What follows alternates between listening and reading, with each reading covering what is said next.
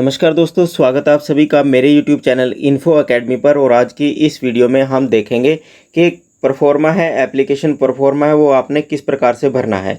इससे पिछली वीडियो में आपने देखा था कि इंडियन एयरफोर्स के द्वारा हेडक्वार्टर ट्रेनिंग कमांड के द्वारा बेंगलोर के विभिन्न एयरफोर्स स्टेशन के ऊपर एक वैकेंसीज़ का एक नोटिफिकेशन आया था, जिसमें आपने ऑफलाइन एप्लीकेशन अप्लाई करनी थी। उस एडवर्टाइजमेंट में कुक, आया, वार्ड सहायिका, HKS और CMTD यानी कि सिविल मोटर ड्राइवर की वैकेंसीज़ का नोटिफिकेशन था, जिसके लिए आपने ऑफलाइन एप्लीकेशन फार्म भरना था। और वही ऑफलाइन एप्लीकेशन फार्म आपकी वीडियो स्क्रीन पर आपको दिखाई पड़ रहा होगा। इसको आपने किस प्रकार से भरना है वो सारी जानकारी आप इस वीडियो के माध्यम से प्राप्त करेंगे। यदि आप चैनल पर नए हैं तो चैनल को ज़रूर सब्सक्राइब करें, वीडियो को लाइक व शेयर जरूर करते रहें, ताकि आपको भर्तियों से संबंधित हर छोटी बड़ी अपडेट इस चैनल के माध्यम से सबसे पहले आपको मिलती रहे। चलिए देखते हैं। ये परफॉर्मा फॉर एप्लीकेशन है, इंडियन एयरफोर्स के का है, ये ऑफिशियल परफॉर्मा है। और इस परफॉर्मे को आप इस वीडियो के नीचे एक डिस्क्रिप्शन बॉक्स में आपको एक लिंक मिलेगा, उस लिंक से आप इस एप्लीकेशन फार्म को डाउनलोड करके अप्लाई कर सकते हैं। अप्लाई करने का जो माध्यम है वो एक बार आप देख लें। Application for the post of, इसके बाद डैश है, इसमें आपने लिखना है जिस भी पोस्ट के लिए आप अप्लाई कर रहे हैं। सपोज करो आप कुक के लिए अप्लाई कर रहे हैं तो यहाँ आपने कुक लिखना है। यदि आपने यहाँ HKS के लिए अप्लाई करना चाहते हैं तो यहाँ आप HKS लिख के अप्लाई कर सकते हैं।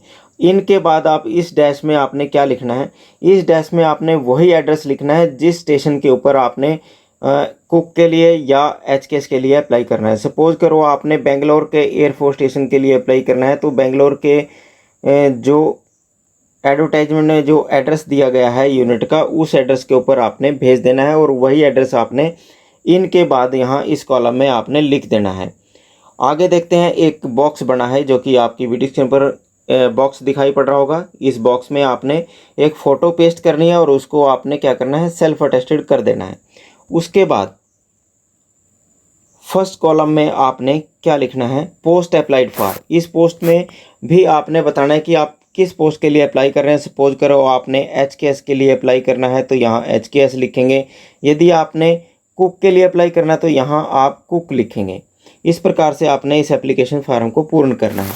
आगे देखते हैं, पॉइंट नंबर 2 के ऊपर आपने क्या लिखना है। पॉइंट नंबर 2 के ऊपर कैंडिडेट ने अपना नाम लिखना है। और कैसे लिखना है, वो ब्लॉक लेटर्स में। ब्लॉक लेटर्स क्या होते हैं, कैपिटल लेटर। मैं यहाँ आपको एक नाम लिख के दिखाता हूँ। इस प्रकार से आपने कैपिटल लेटर में यहाँ अपना नाम लिखना है, जैसे अमन, AMAN। इस प्रकार से अपना नाम आपने लिख लेना है। उसके बाद पॉइंट नंबर 3 के ऊपर फादर नाम लिखना है। फादर का नाम लिखना है, जैसे राम कुमार। यहाँ मैंने लिख दिया है। ये कैपिटल लेटर्स में आप अपना एप्लीकेशन फार्म ज़रूर भरें। उसके बाद पॉइंट नंबर 4 पर डेट ऑफ बर्थ में आप लिखें। इस प्रकार से आपने लिखना है, जैसे 7 जून 2002 आपकी डेट ऑफ बर्थ है तो आपने इस प्रकार से डेट ऑफ बर्थ मेंशन करनी है। पॉइंट नंबर 5 के ऊपर age as on last date. इस भर्ती की जो लास्ट डेट है वो क्या रहेगी, ये 18 जून को ये पब्लिश हुई है। और 18 जून के हिसाब से 30 दिन की बात करें तो 17 जुलाई को इसकी अंतिम तारीख होगी, 17/7/22 को। 17/7/22 को आपने देख लेना है कि आप कितने वर्ष के हैं, कितने महीने के हैं। सपोज करो आप 18 वर्ष के हैं, 5 महीने के हैं और 23 दिन है। इस प्रकार से आपने आयु की गणना लास्ट डेट को आपने कर लेनी है। और इसमें ईयर के आगे आपने ईयर मेंशन करना है, मंथ के आगे मंथ और डेज़ के आगे आपने डेज़ मेंशन करने हैं। अब आगे देख लेते हैं। इसके बाद आपने पॉइंट नंबर 6 के ऊपर आपने अपना एड्रेस फॉर कॉरस्पेंडेंस लिखना है और 7 के ऊपर आपने परमानेंट एड्रेस लिखना है। दोनों में आपने अपना हाउस नंबर और विलेज का नाम इस कॉलम में लिखना है। पोस्ट ऑफिस का नाम आपने, जो भी आपका पोस्ट ऑफिस लिखता है वो आपने यहाँ लिखना है। उसके बाद आप कौन से डिस्ट्रिक्ट के हैं वो आपने यहाँ लिखना है। आपकी स्टेट कौन सी है वो आपने यहाँ लिखना है। पिन कोड जरूर लिखें, यहाँ आपने पिन कोड लिख देना है। इस प्रकार आपने ये पॉइंट नंबर 6 और 7 के जो कॉलम है ये कंप्लीट आपने करने हैं। पॉइंट नंबर 8 को आप किस प्रकार से फिल करेंगे, यहाँ कैंडिडेट की कास्ट पूछी गई है कि कैंडिडेट किस कास्ट से बिलोंग करता है। अगर वो OBC से बिलोंग करता है तो यहाँ OBC लिखेगा, यदि SC से बिलोंग करता है तो SC लिखेगा। और इसके बाद पॉइंट नंबर 9 के ऊपर क्वालिफिकेशन का विवरण देना है। पॉइंट नंबर 9 के ऊपर जैसे आप अपना क्वालिफिकेशन का विवरण देंगे तो यहाँ आपने यदि आप 10वीं कक्षा आपने उत्तीर्ण कर रखी है तो यहाँ 10वीं लिखेंगे। यदि आपने +2 भी कर रखी है तो कोमा डाल के यहाँ आपने +2 कर देनी है। यदि उसके बाद आपने ग्रेजुएशन कर रखी है तो कोमा डाल के आपने ग्रेजुएशन यहाँ इस प्रकार से लिख देना है। और इसके बाद पॉइंट नंबर 10 के ऊपर एनी अदर क्वालिफिकेशन है। एनी अदर क्वालिफिकेशन में यदि आपकी कोई क्वालिफिकेशन है, कोई टेक्निकल क्वालिफिकेशन है, वो आप यहाँ लिख सकते हैं। जैसे यहाँ ड्राइवर के केस में एक्सपीरियंस भी मांगा गया है तो यहाँ आपने लिख देना है। यदि आप ड्राइवर के लिए अप्लाई कर रहे हैं तो यहाँ आप लिखेंगे 2 वर्ष का आपके पास अनुभव है, 2 ईयर का आपके पास एक्सपीरियंस है, तो वो आपने यहाँ मेंशन कर देना है। और किस प्रकार का एक्सपीरियंस है, कहाँ का है, वो डिटेल भी आपने पॉइंट नंबर 10 के ऊपर मेंशन करनी है। और हैवी का आपके पास लाइसेंस है तो आपने हैवी का लाइसेंस नंबर आपने ज़रूर लिख देना है। इस प्रकार से आपने इस कॉलम को भी पूर्ण कर लेना है। उसके बाद पॉइंट नंबर 11 की बात आती है। पॉइंट नंबर 11 में जो कैंडिडेट से पूछा गया है उसमें ये पूछा गया है कि कैटेगरी वाइज जो है कैंडिडेट किस पोस्ट के लिए अप्लाइड करना चाहता है, किस कैटेगरी की पोस्ट के लिए अप्लाई करना चाहता है। सपोज करो कोई कैंडिडेट ओबीसी SC ST है तो वो जनरल की पोस्ट के लिए भी अप्लाई कर सकता है। यदि जनरल कैंडिडेट है तो वो ओबीसी SC ST की पोस्ट के लिए अप्लाई नहीं करना चाहता है। एक बार आप एडवर्टाइजमेंट से देख लें कि आप कौन सी कैटेगरी के लिए पोस्ट के लिए अप्लाई करना चाहते हैं। सपोज करो आप ओबीसी की पोस्ट के लिए अप्लाई करना चाहते हैं तो यहाँ आपने ओबीसी लिख देना है।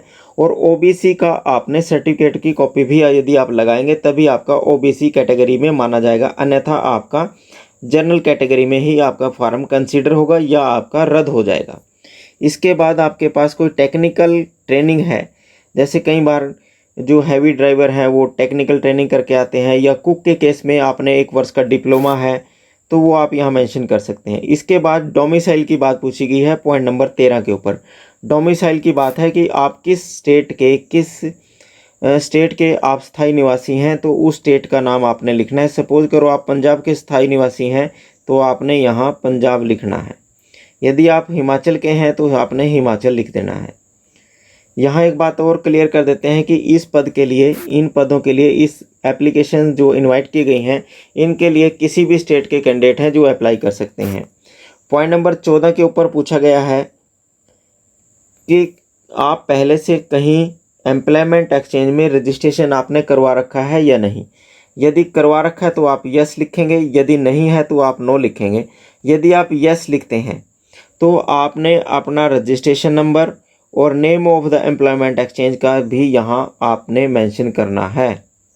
इस बात का आप विशेष ध्यान रखें। पॉइंट नंबर 15 के ऊपर आपने कुछ नहीं लिखना क्योंकि एक डिक्लेरेशन है, इसको आपने रीड करना है और यहाँ आपने सिग्नेचर कर देने हैं। जैसे यहाँ ऐसे करके आपने सिग्नेचर कर देने हैं। और इसके बाद आपने यहाँ डेट लिखनी है। डेट आपने जैसे आप यदि आप जून में अप्लाई करते हैं तो यहाँ जून 2022 करके आपने डेट को कंप्लीट कर देना है। इसके बाद जो नीचे का कॉलम है, ये जो फॉर ऑफिस रिकॉर्ड ओनली है, ये 4 कॉलम आपने नहीं भरने हैं। ये केवल और केवल जो एयरफोर्स की अथॉरिटीज़ है जहां आपने अप्लाई करना है उनके द्वारा ही भरे जाएंगे।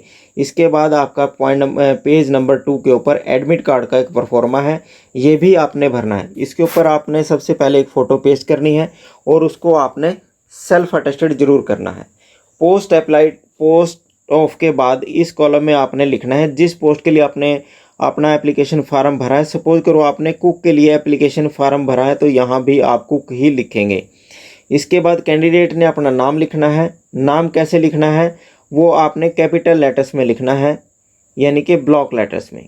इस बात का आप विशेष ध्यान रखें, ब्लॉक लेटर्स में ही आप अपना नाम लिखेंगे। पिताजी का नाम लिखेंगे पॉइंट नंबर 2 के ऊपर। और पॉइंट नंबर 3 के ऊपर आपने एड्रेस फॉर कॉरस्पॉन्डेंस आपने ज़रूर लिखना है और आपने वही एड्रेस लिखना है यहाँ जो आपने एप्लीकेशन फार्म में ऊपर 6 नंबर कॉलम में दर्ज किया है। उसके बाद आप बात करते हैं पॉइंट नंबर 4 की। पॉइंट नंबर 4 और 5 आपने खाली छोड़ देना है, इसमें आपने कुछ नहीं लिखना क्योंकि ये जहाँ आप अप्लाई कर रहे हैं वहाँ की अथॉरिटीज़ के द्वारा भरकर यहाँ उस अथॉरिटी के द्वारा कंट्रोल ऑफ सिग्नेचर के द्वारा यहाँ सिग्नेचर किए जाएंगे उनके द्वारा। इस प्रकार आप इस एप्लीकेशन फार्म को कंप्लीट कर सकते हैं। कंप्लीट करने के लिए आपको ये प्रक्रिया इस वीडियो के माध्यम से मालूम पड़ गई होगी। इसके साथ जो आपने डॉक्यूमेंट्स लगाने हैं वो 10वीं 12वीं ग्रेजुएशन जो भी आपके पास क्वालिफिकेशन से संबंधित दस्तावेज हैं वो आपने मेंशन करते हुए सेल्फ अटेस्टेड कॉपीज़ लगानी है, 2 फोटोग्राफ्स आपने लगानी है और एक लिफाफा लगाना ना भूलें। उस लिफाफे के ऊपर कैंडिडेट ने अपना एड्रेस लिखना है और 10 रुपये की डाक टिकट लगाकर किस पते पर भेजना है वो आपको एडवर्टाइजमेंट के पॉइंट के बी के जो टेबल लेटर फॉर्म में एप्लीकेशन जहां पोस्टों का विवरण है उसके साइड में ही एक एड्रेस लिखा है पोस्ट लेटर, उस पोस्ट लेटर के ऊपर आपने अपना एप्लीकेशन फार्म भेज देना है और एप्लीकेशन फार्म जो है वो आपने साधारण डाक के माध्यम से ही भेजना है। इस प्रकार के नए नए जॉब नोटिफिकेशन प्राप्त करने के लिए आप इस चैनल को ज़रूर सब्सक्राइब कर लें। वीडियो को लाइक व शेयर ज़रूर करते रहें ताकि आपको भर्तियों से संबंधित हर छोटी बड़ी अपडेट इस चैनल के माध्यम से सबसे पहले आपको मिलती रहे। धन्यवाद।